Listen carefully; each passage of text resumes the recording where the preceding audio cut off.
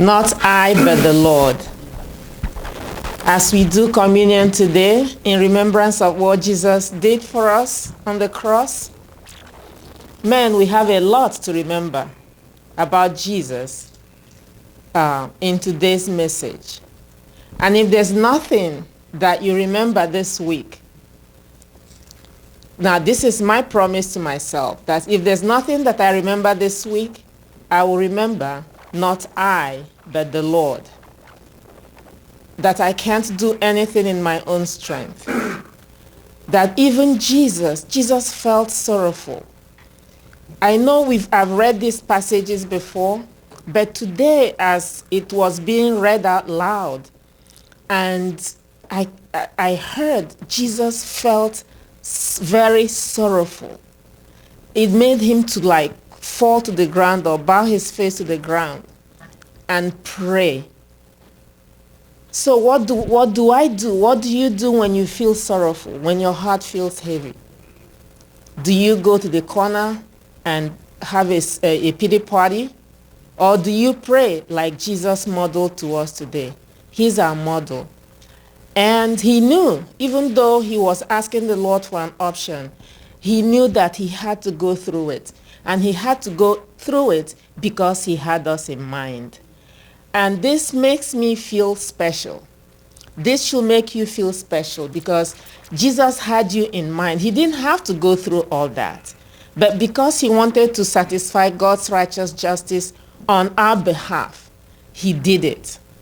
And because he did it, we are free today. We have freedom in him. And then we have the opportunity to trust him. You know, I was discussing with a sister this morning before service started, and we're talking about the privilege we have in putting things in Jesus' hands. And for me, it's like, God, I'm happy you're the one carrying it and not me. And I hope that this will be our story this week, that it will make us happy. Nothing should shake us. Nothing should make us be so troubled that we forget to pray. But I know that this is going to be a blessed week because Jesus went ahead for us. This is going to be a triumphant week for us. This is going to be a happy week, a week of blessings, because our Jesus paid that heavy price. It is the will of God for us to be happy. It is the will of God for our prayers to be answered. It is the will of God for us to thrive, not just survive. So as we eat the cracker that represents the body of Christ and drink the juice that represents his blood that was poured out for our redemption, for the forgiveness of our sins, in gratitude, thank Jesus for going to Gethsemane. He didn't let our faith be sealed in the Garden of Eden. He went ahead to Gethsemane and freed us. So let's celebrate, let's eat.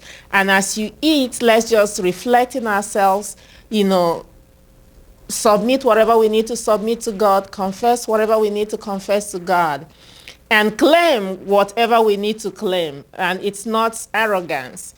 If you have anything you want to put at his feet this morning, both in your body, in your mind, in your family, in whatever, this is time to lay it at his feet and know that he's faithful